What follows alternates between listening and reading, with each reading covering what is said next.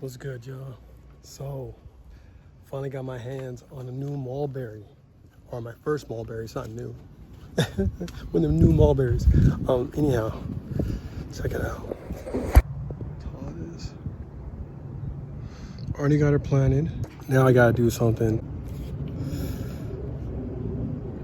I gotta take her down. This is not gonna feel good at all, but it's what's gotta be done. See how tall she is? Look at this thing. Let me get on the other side and I'll show you what I'm talking about. This plant is right about, at best, the tallest I want this tree to be. Not the plant, sorry, no disrespect. That's about as tall as I want this tree to be. Why? Is because basically this is where I want this tree to be harvested. I want to be able to kind of be able to just go arm's length. I don't want to have to go get ladders. In case you don't know, man, mulberries can get pretty damn massive. So I've definitely seen them get at least that tall.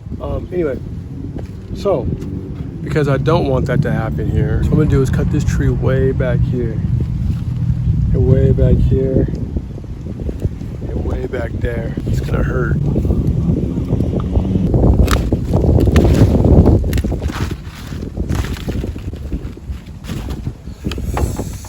That didn't feel good at all. Hurts every time I do something like that. Now what I'm gonna do is go ahead and wait this thing out, and eventually it's gonna get just as tall as what it once was. I've already done this with my peach trees. Actually, I'm sorry, with some of my stone fruit trees. No peaches right now. I don't know why I keep on going to peach. Yeah. So I chopped these guys way back as well. Look at this. Right about to waist high. Same idea, man. I just want to be able to harvest right about here, in kind of like a bowl, if you will. So I might be making it on the back side of this tree. We'll talk about this a little bit later. Here's some more. Look at this. What is this guy? Santa Rosa plum.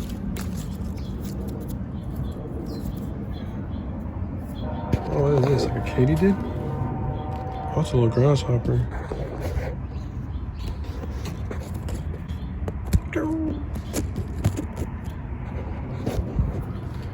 Gotta get up out of here, homie. This guy, out of all of them, is doing the worst. This is my, what is this, my Sunsplash?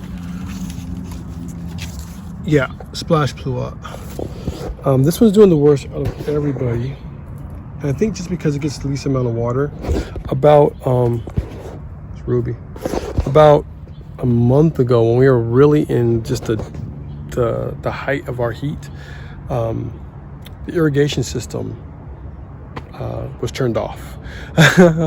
So these guys didn't get watered, and yeah, so they were kind of struggling, and you could see it, you know. It only took a matter of days, man. You know, it was scorching hot. We were getting way into the 90s, 100s. I mean, but there is new growth coming, you know what I'm saying? So we're all good. Yeah. But the plan is just keep on decking out the whole plot with more berries and fruit trees and stuff like that. But anyway, that's how I am keeping all my stuff here in this little macro plot of mine. Here at the little plot that could, to keep everything fitting and working well together. All right, y'all. Never feels good. But for me to be able to keep all these plants in one small space, this is the kind of things I have to do. Yeah. I do plan on getting a couple more mulberry trees. We'll see how this one goes. I'm still gonna get more mulberry trees. So yeah, but anyway, as time goes on, I will continue to shape this tree to make it easier and easier for pruning. Another thing as well is that now all the moisture, actually not even the moisture, but the nutrients and stuff, no longer, bring you guys on this side now, no longer has to go way up into that right about 7 foot tall canopy, right? It now only has to fill up into this point right here. So this is perfect for this new type of regrowth. I am pretty sure that we will be using this, we will be losing, of course, a lot of the leaves during the winter. So yeah, we'll see, man. Stay tuned, circle back around. Hopefully this thing is gonna be all right. Wasn't cheap. I don't feel good, I don't feel good, man. What up, y'all? So in their editing, and I know it's at the end of the video. And check it, y'all. Look at this. There's mulberries on this thing. See this stuff? That's crazy. I'm just now seeing these right now. Now, of course, I'm not going to really worry about them too much. I'm going to let them go ahead and do what they're going to do. This plant, mad aggressive. By next year, I should actually be having mulberries to actually be eating. But as you can see, man, already more like new growth, right? All these new branches are coming out. If my calculations are correct, it looks like the mulberry will actually give me right about a foot of growth a month. So that's a lot. You know what I'm saying? So I'm definitely going to be keeping my eye on this. If I do, I don't know if I will or not. This is crazy. This is pretty exciting. I didn't even see these. These weren't even here the last time I checked. Again, I'm not going to eat them. It'd be dope if I could eat them. I'm not going to eat them. Look at all this. Look at all this chunk. All this. And then, of course, these guys are dying off. But one thing that did kind of come to mind after, well, actually while I was in there editing, is that I think we're going to end up moving this mulberry to the backyard because it's going to get quite big and I don't want a big mess on my hands.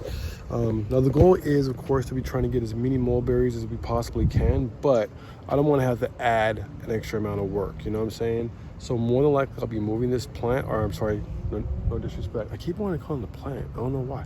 I'll be moving this tree to the backyard. So stay tuned for that. This should be a pretty easy transplant, seeing that it's fairly new or fairly recent that I put it in. So I'm not expecting too much, although it looks like stuff's already taken a hold. Mulberries they're very aggressive.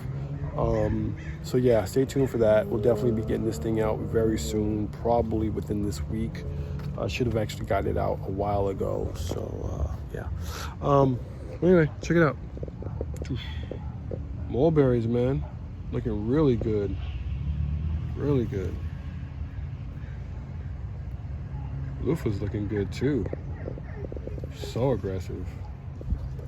Yo, I almost forgot again, man. A lot of you guys have been asking me throughout the years if I give garden tours or if I do classes here, things of that type of a nature.